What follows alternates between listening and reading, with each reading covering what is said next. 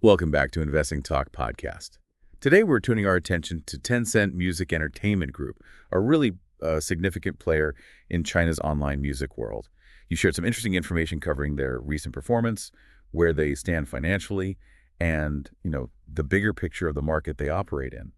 Our goal here is to really break this all down and understand what it signifies for you, the listener. That's right. We've got the latest earnings reports, some changes in management to look at, key strategic partnerships, how their stock has been performing naturally, and a detailed look under the hood with the due diligence report. This should give everyone a solid understanding of what's important about Tencent Music right now, helping see through the noise to the crucial insights. Okay, great. Let's unpack their recent financial performance then, starting with the last quarter of 2024. It seems there were some positive trends, correct? There were, yeah. Total revenues saw an 8.2% increase compared to the same quarter the previous year. And what's particularly noteworthy is that this growth was largely driven by the strength of their online music services. This 8.2% rise, while solid, is kind of interesting when you consider the broader Chinese tech sector has faced some headwinds recently, suggests their core music business is proving quite resilient. Resilient, okay. And within those online music services, the subscription numbers really stood out, didn't they? Oh, absolutely. Music subscription revenue jumped by 18% year over year.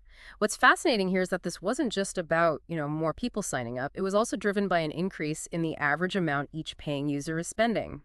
ARPPU, as they call it. Right, the ARPPU. So they're getting more subscribers and getting more from each one. Exactly. They're attracting more users, but also seeing greater engagement and value extraction from their existing base. That's a powerful combination.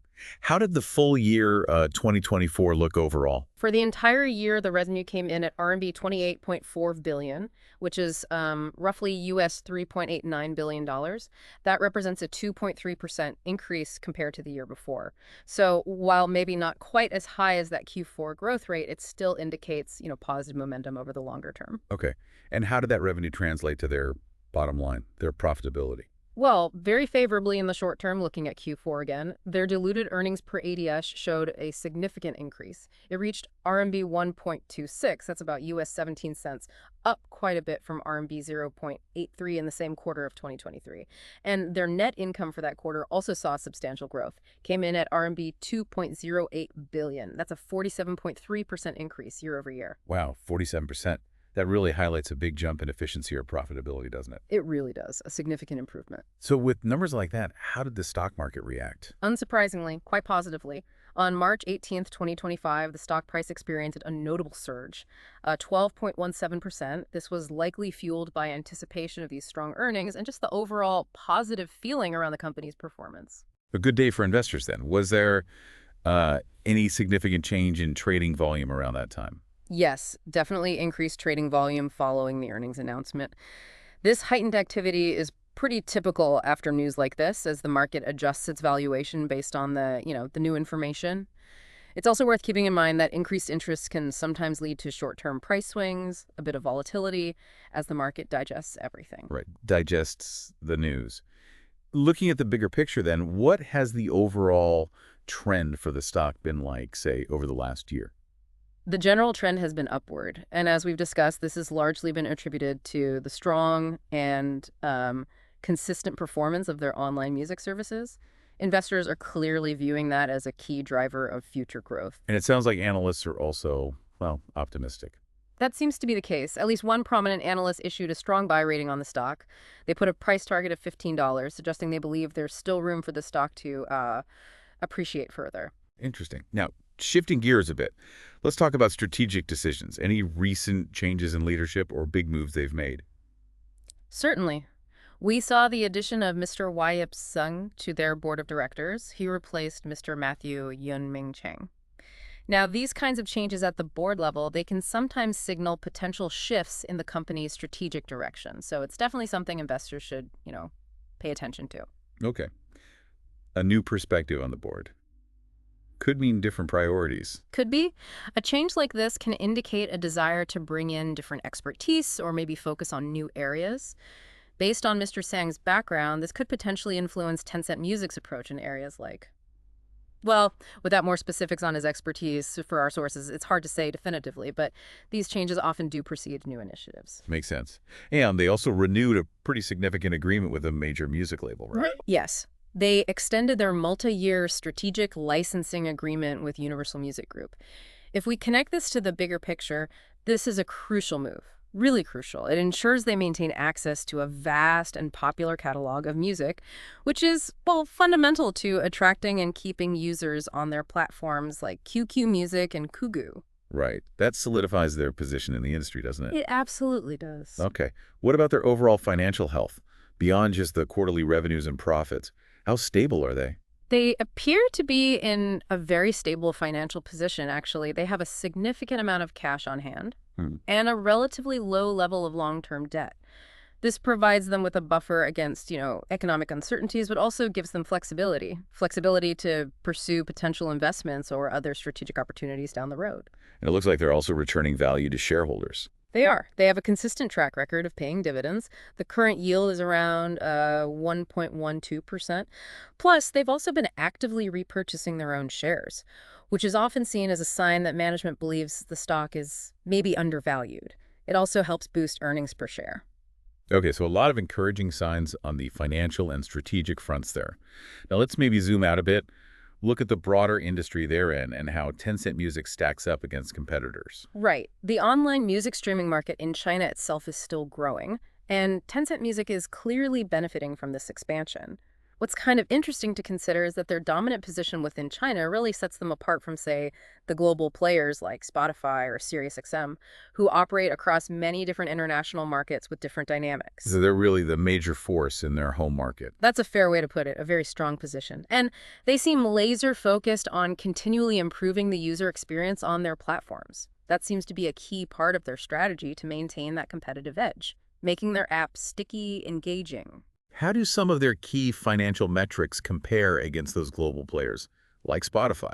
It's interesting. If we look at the price-to-earnings ratio, Spotify's is considerably higher, 138.97, compared to Tencent Music's 21.17.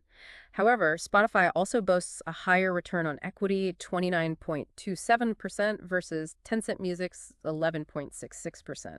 This likely reflects, differences in their growth trajectories, maybe market expectations, and how they're deploying capital. And SiriusXM, different model there. Very different model. When we look at SiriusXM, their price-to-sales ratio is lower than Tencent Music's. But again, it's important to remember their business model is quite different, relies more on subscription revenue from satellite radio, not just on-demand streaming like Tencent Music or Spotify. That much lower PE for Tencent Music compared to Spotify, it could suggest the market has different growth expectations or perhaps perceives different levels of risk in their respective markets, maybe due to the China focus. Okay, so different companies, different stories. Now, thinking about the future, what are some of the potential headwinds, the challenges, and also the opportunities for Tencent Music? This is always the critical question, isn't it? On the challenge side, well, companies operating in China's tech and entertainment sectors always face regulatory uncertainties. That's just a factor investors need to be mindful of. Then there are broader economic conditions. They could impact how much consumers are willing to spend on services like music streaming or social entertainment. And speaking of social entertainment, we have observed a decline in those services for Tencent Music, which has actually dragged on their overall revenue growth rate a bit. Plus, their status as a subsidiary of the giant Tencent Holdings means strategic decisions can sometimes be influenced by the parent company's priorities. Right. Those are definitely important risks to keep on the radar. What about the flip side, the opportunities for growth? Well, the big one is the strong momentum they still have in music subscriptions. That presents a significant path for future growth. Their diverse range of content and platforms helps too. QQ Music, Kugu Music, Kuwo Music, and the karaoke platform Weixin. They offer streaming, karaoke, live streaming, even audiobooks and podcasts now. That gives them multiple ways to engage users and generate revenue. And looking ahead, the potential integration of artificial intelligence and AI into their platforms could be a major driver. AI seems to be everywhere now. How could it specifically help a company like Tencent Music? Oh, in several ways, potentially. AI could be used to provide even more personalized music recommendations, which users tend to like. It could improve the functionality and maybe the fun of their karaoke features, make content discovery, finding new songs or artists more intuitive, and maybe even create entirely new kinds of interactive entertainment experiences within their apps. Lots of possibilities there. Interesting. Okay, let's circle back to valuation for a moment. We touched on the PE ratio. What other metrics give us insight into how the market is valuing Tencent Music right now? Well, that PE ratio, around 21.1 Sydney, is worth noting again because it's lower than its historical average and also lower than some peers like Spotify, as we mentioned. That might suggest, to some investors at least, a more attractive entry point from a value perspective. Their price to book ratio is about 2.45, indicating a kind of moderate valuation relative to their assets, and their leverage ratio, about 1.4, suggests their debt is quite manageable. Plus, those substantial cash reserves we talked about point to strong liquidity, strong financial flexibility. So financially sound, reasonable valuation, maybe even attractive compared to some others. What's the general feeling among market analysts as we look towards the rest of 2025? There seems to be a sense of, let's call it cautious optimism. The volatility in that social entertainment segment is definitely generating some caution. Analysts are watching that closely. But the robust performance of their core music subscription business is a clear positive, a strong point. The upcoming earnings report, expected around May 2025, that'll be a crucial data point. Everyone will be watching that to understand their trajectory. And as we discussed, progress in actually using AI, integrating it effectively, that will also be a really significant factor influencing future growth and how the market perceives the company. Okay, so to wrap things up here, what does this all mean for you, our listener? What are the key takeaways from this exploration? Well, we've seen that Tencent Music is indeed demonstrating strong growth in its main business, the music subscriptions. And that's a really important positive signal. However, it's crucial to be aware of the challenges they're navigating, particularly in that social entertainment division. And also, just the broader regulatory landscape in China remains a factor to keep in mind. The next earnings release and any news on their AI advancements will be significant indicators to monitor closely. Right. This look into Tencent Music really gives us a snapshot of a dynamic company in an evolving market. It definitely underscores the importance of considering a whole range of factors: financials, strategy, industry trends, potential risks when you're evaluating any potential investment. Absolutely. We'd encourage you to perhaps look further into Tencent Music's official financial filings if you're interested, and stay informed about developments in the broader market. What really stands out to you most about Tencent Music's current situation? What questions does this raise for you about the future of online music and entertainment in China? Good questions to ponder. Thank you for joining us for this look at Tencent Music Entertainment Group. If you found this analysis valuable, please do subscribe, like, and comment. We always appreciate your feedback and look forward to exploring more topics that matter to you.